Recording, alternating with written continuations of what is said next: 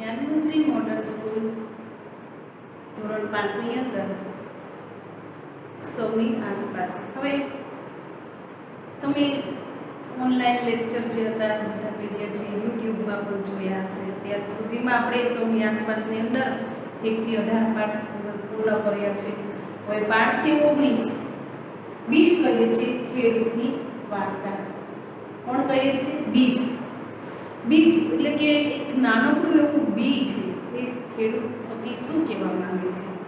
તો અહીંયા બી તો ઘણા બધા જાતના હોય છે, અનેક પ્રકારના બીજ તમને જોવા મળે છે. તો અહીંયા એક બીજ છે તો કે બાજરીનું બીજ એટલું બધું નાનકડું છે કે રાયના દાણા જેવું. રાયથી થોડુંક મોટું હોય છે, રાયનો દાણો તો સાવ ઝીણો હોય છે. તો ઘણા વર્ષો પહેલાંની અહીંયા વાત છે કે 1940ની અંદર એક લાકડાની સુંદર પેટીમાં રાખવામાં આવ્યું હતું. જો આ બાજરાનું બીજ એ 1940ની અંદર એક નાનકડી લાકડીની પેટી હતી, એની અંદર રાખવામાં આવ્યું હતું. મારે તેમને ઘણી બધી વાર્તા કહેવાની બાકી હતી. આ વાર્તા ઉપરથી એકલાની તો નથી, પણ મારા ખેડૂત ભાઈઓ, એની સાથે જે ભાઈઓ જોડાયેલા છે એમની પણ એક વાત છે. અને આ ખેડૂત ભાઈની અંદર જે ભાઈ જોડાયેલા છે એમનું નામ છે દામજીભાઈ. અને આ દામજીભાઈ છે એનો પરિવાર સાથે આ આખી વાર્તા છે કે જે કહાની છે એ જોડાયેલી છે. આજે મારી વાત નહીં કહું તો હું ક્યારેય નહીં કહું. જો શું કહે છે કે જો આજે હું આ વાત નહીં કહું તો હું આ વાત પછીના ક્યારેક દિવસોમાં હું કરી શકીશ નહીં. જે દામજીભાઈ છે એનો જન્મ છે ગુજરાતના વાનગામ ગામમાં થયો હતો. વાનગામ. તે વર્ષે બાજરીનો પાક ખૂબ જ સારો થયો હતો અને ગામમાં ઉત્સવ જેવું વાતાવરણ ચાલી રહ્યું હતું. અમારો વિસ્તાર અનાજ અને શાકભાજીથી ખૂબ જ ભરપૂર હતો. જે એક વાનનું ગામ હતું એ ગામની અંદર ખૂબ જ વરસાદ પડ્યો હતો અને વરસાદને લીધે આખા ગામની અંદર સારો એવો પાક થયો હતો. અને આ પાકની અંદર સારો પાક ઉતરતા આખા ગામની અંદર ઉત્સાહ ચાલી રહ્યા હતા.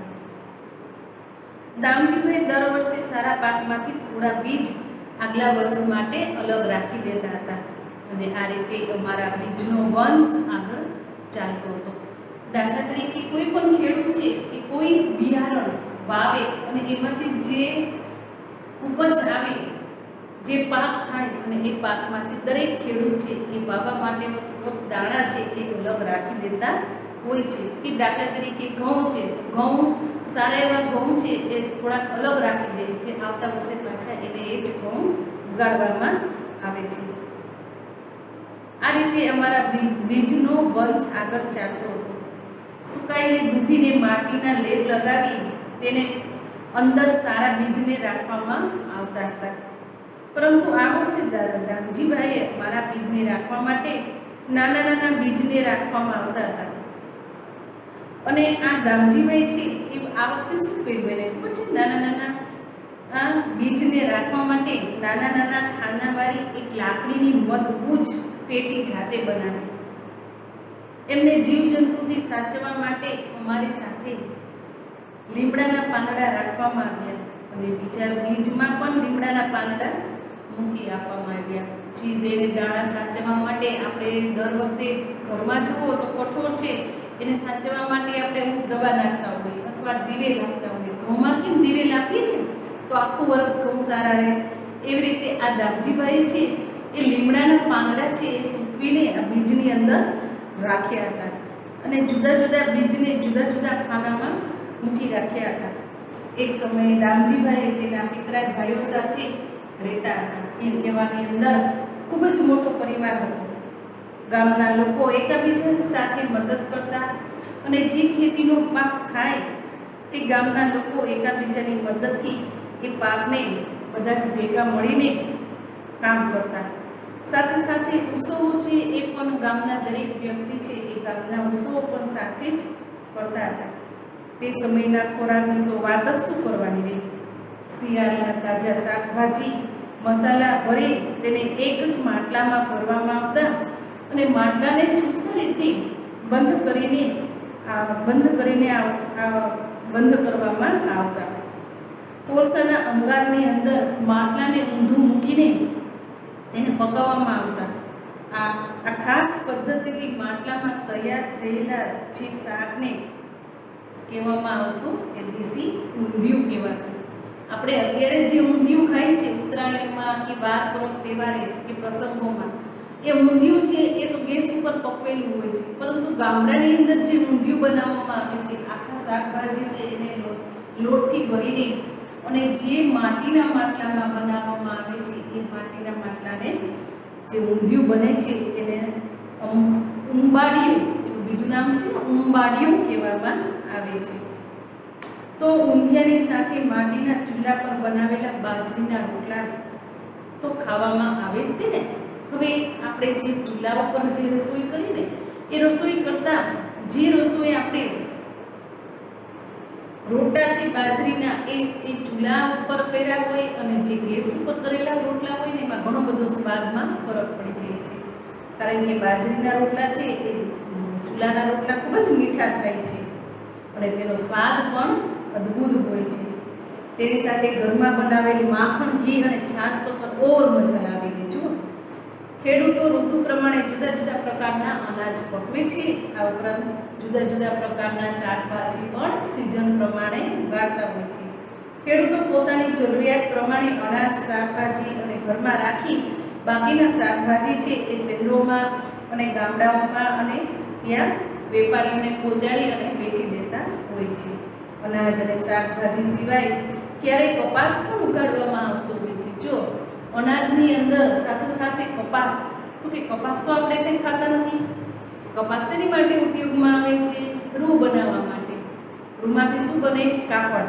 અને કપાસના તેલ પણ બનાવવામાં આવે છે. તો આ કપાસમાંના રૂનો રેડિયો ઉપર કાઢવામાં આવતું અને તેમાંથી તૈયાર થયેલ જે સૂતરમાંથી કાપડ બનાવવામાં આવે છે એ કાપડ પણ અહીંયા ખેડૂતો છે એ ઘરે ઘરે રેટિયા પણ રાખતા હોય છે.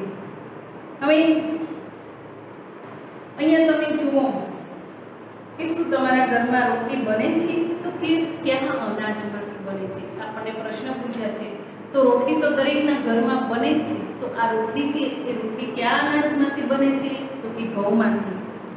શું બાજરી કે જુવારના રોટલા ખાધા છે? તમને કેવા લાગે છે? તો કે હા, અમે બાજરી અને જુવારના રોટલા ખાઈએ છીએ અને આ રોટલા છે એ અમને સરસ લાગે છે અને મીઠા લાગે છે. ઊંધિયા જેવું શાક તમારે જો બનાવવામાં આવે તો તમે ક્યાં શાકભાજીનો ઉપયોગ કરો છો? જો આપણે ઊંધિયું બનાવવું હોય તો ઊંધિયું બનાવવા માટે આપણે દરેક શાકભાજીનો ઉપયોગ કરીએ છીએ.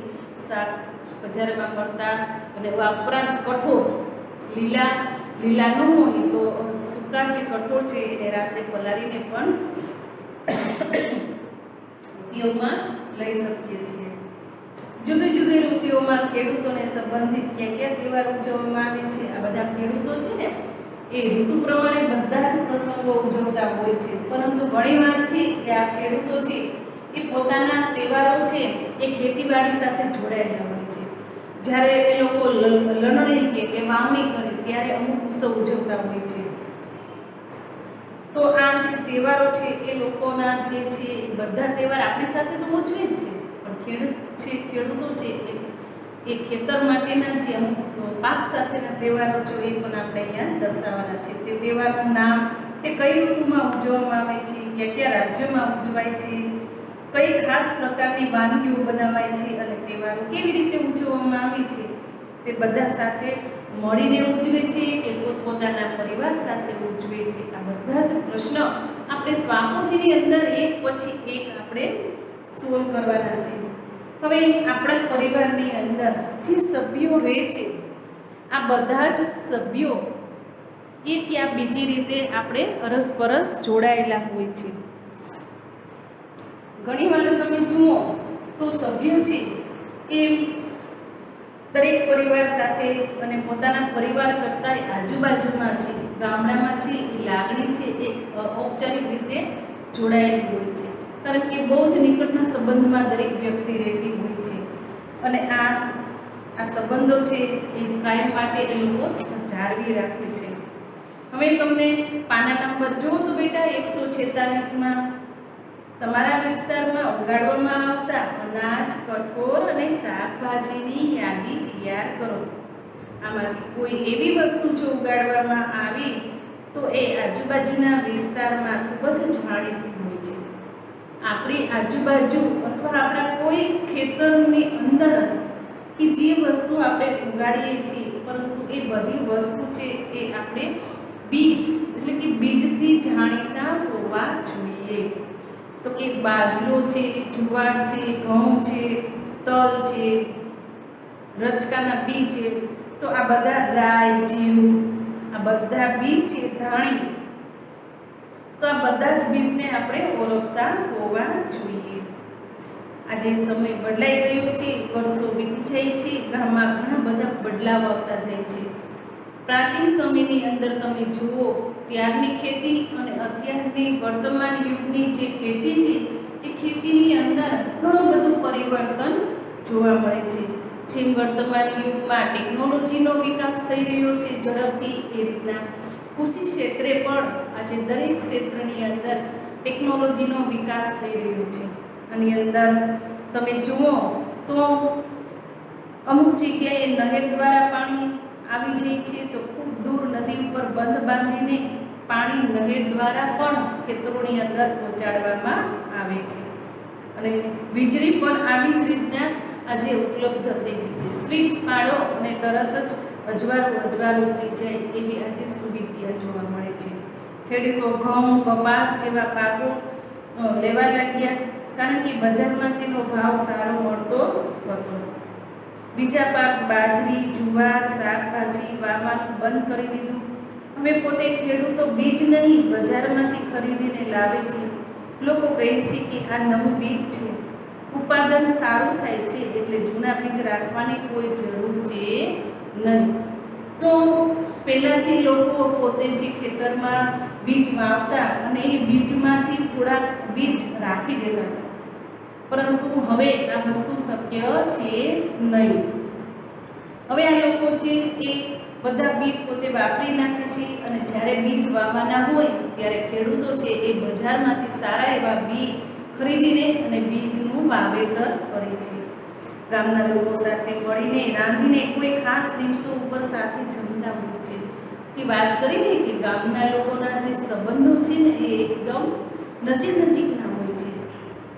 નાના મોટા પ્રસંગો છે એ બધા જ ગામના લોકો સાથે ભેગા મળીને ઉજવતા હોય છે.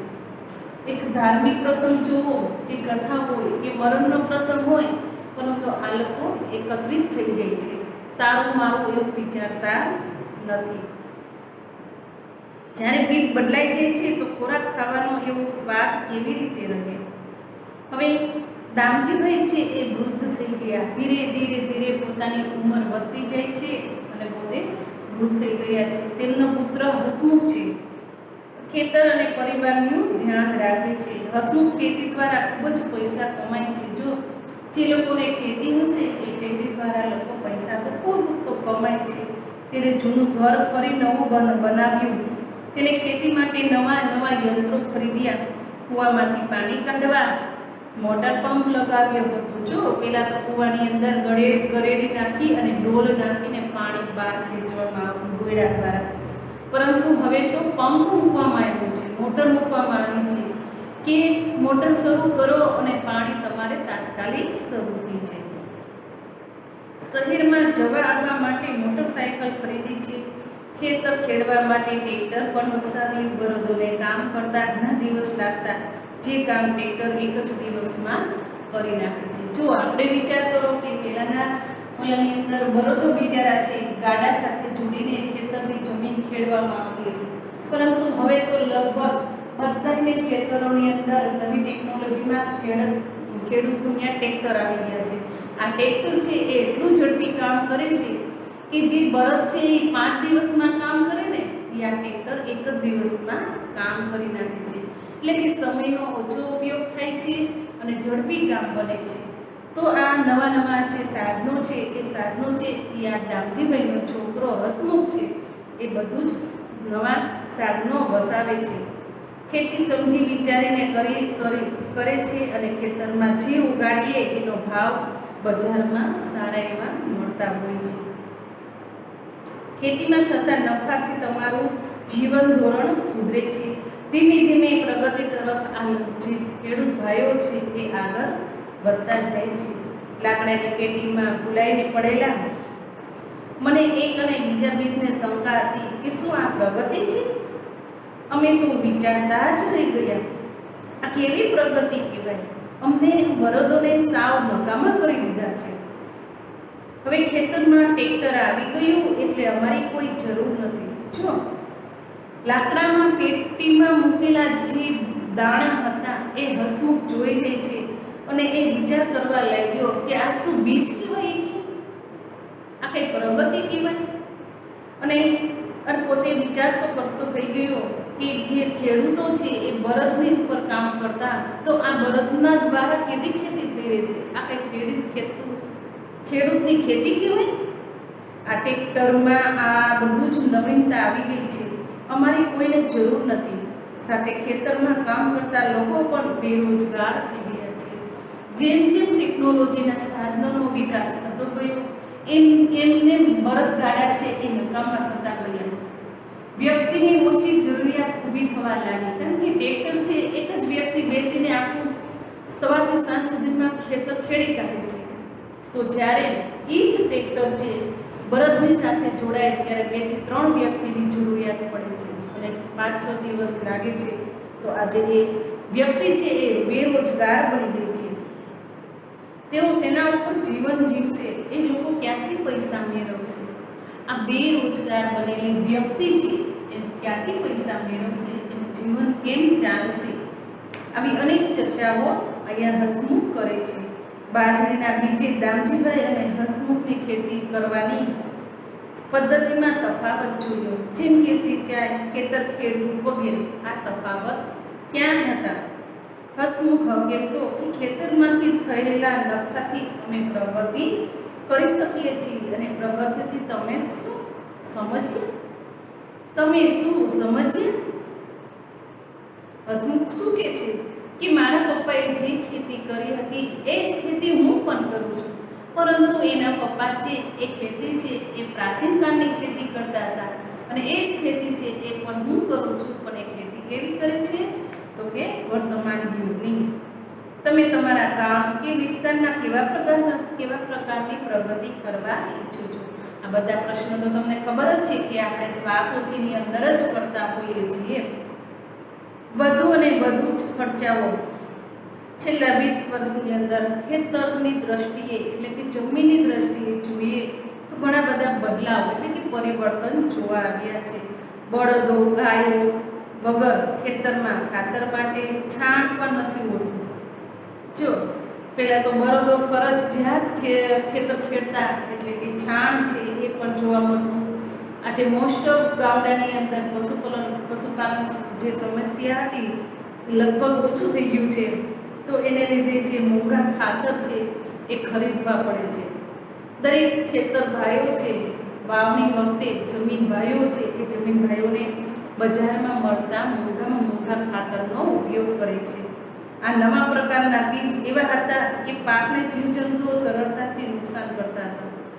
જે બજારમાં જે નવા જાતના બીજ મળે છે, આ બીજ છે એ બીજ વાવતાની સાથે એ છોડ ઊભા થાય છે અને આ છોડની અંદર જે ઈયળો અને જીવજંતુઓ પેદા થાય છે એ અમુક પાકને સાવ નુકસાન કરે છે અને આ પાકને જીવજંતુઓથી બચાવવા માટે દવાઓનો છંટકાવ પણ કરવામાં આવતો હોય છે. હવે પાના નંબર બેટા 177 પછી 178 પાના નંબર ફેરવો તો તમે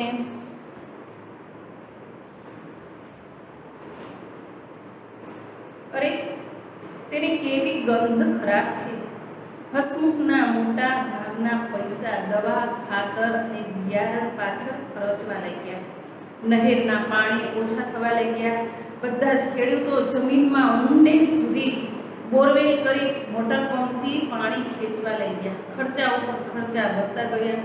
ખર્ચાને પહોંચી વળવા માટે બેંકમાંથી લોન લેવામાં આવતી અને જે નફો થતો તે લોન ભરવામાં જતો રહેતો. જેવી રીતના ટેકનોલોજી વર્તમાન યુગમાં ટેકનોલોજીનો વિકાસ થયો, પરંતુ આ વિકાસની સાથે સાથે જે ખેડૂત ભાઈઓના જે ખર્ચા હતા એ દિવસે ને દિવસે વધી ગયા, કારણ કે ઓછા સમયની અંદર જે સાધનોનો એ લોકો ઉપયોગ કરતા હતા એ બધા સાધનો છે એ ખર્ચાળ હતા. આ ખર્ચાળ સાધનોનો ઉપયોગને પહોંચી વળવા માટે દરેક ખેડૂત ભાઈઓ જે બિયારણ ઉત્પન્ન થાય છે એ બેંકમાંથી લોન લે અને જે ઉપજ ઉપજે એના પૈસા છે એ બેંકના લોનમાં ભરતા.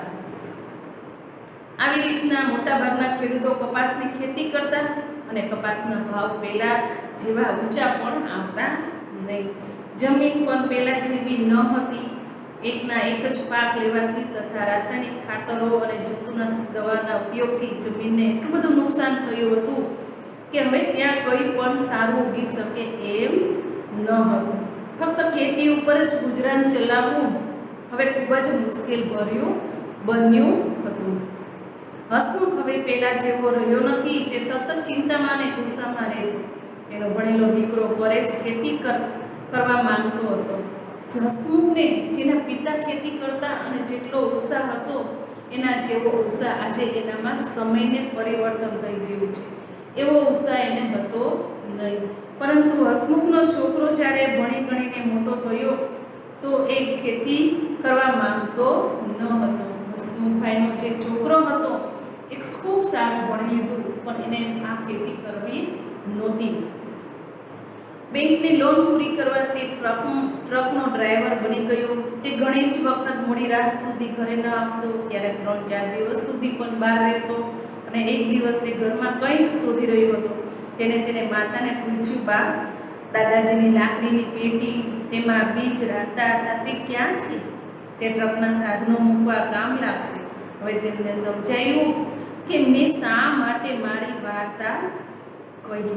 હવે આ હસમુખ છે એને ત્યારે જ ખબર પડી કે મારા પપ્પા જે લાકડાની પેટીમાં દાણા સાચવતા અને એ દાણા દ્વારા જે ખેતી થતી એ જ સાચી ખેતી હતી.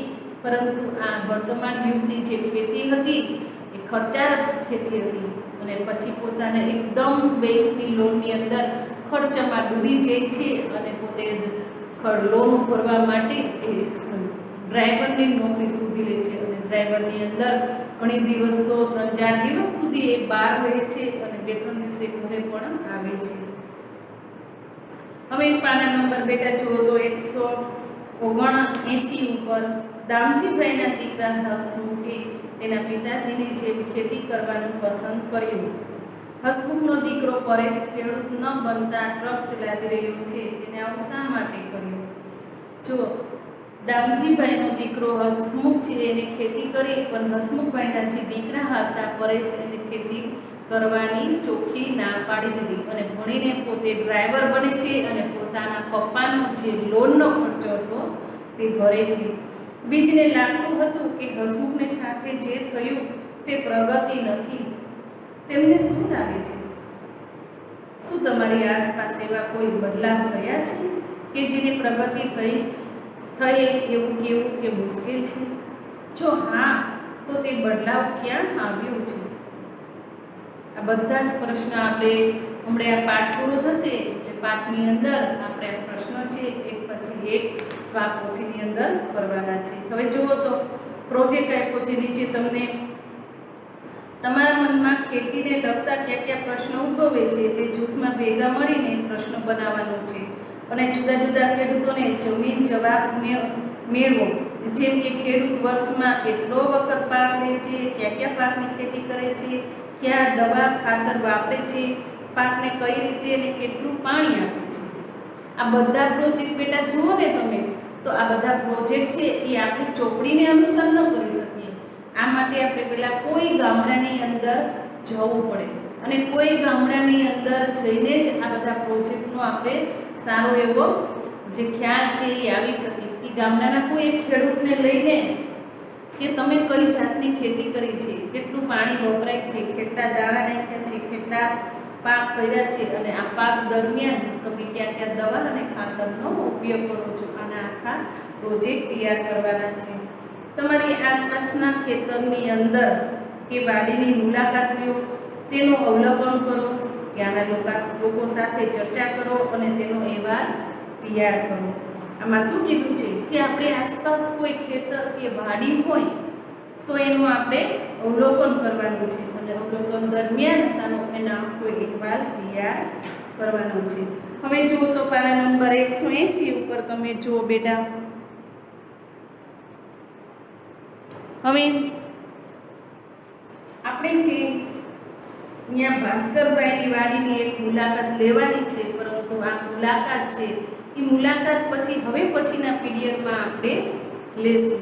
પછી હવે દરેક વિદ્યાર્થીને સૂચના છે કે તમારી જે પરીક્ષાની તારીખ વહેલી તકે આવી જશે. તમને જેટલા પાઠ હું અહીંથી કરાવું છું એ દરેક પાઠ છે એ દરેક પાઠ તમે સ્વાપોથીની અંદર જેનું સ્વાધ્યાય છે એ નિયમિત તમે પૂર્ણ કરતા રહેજો. કારણ કે પાઠ છે એ આપણે ફરજિયાત છે સ્વાધ્યાય કરવાનો. એટલે દરેક સ્વાપોથીની અંદર જેવું તમને હોમવર્ક આવે એટલે તમે સારા અક્ષરે એ લખી નાખજો. બીજું, ઘણા લોકોએ પેપર લખ્યા નથી, પછી આ શનિવારે ટેસ્ટ ગઈ એના પણ નહીં લખ્યા હોય, તો પેપર એ ફરજિયાત છે. એટલે દરેક વિદ્યાર્થીએ WRTના જે પેપર છે એ નથી લખ્યા એ પેપર બધા ફરજિયાતપણે લખી નાખે. અસ્તુ.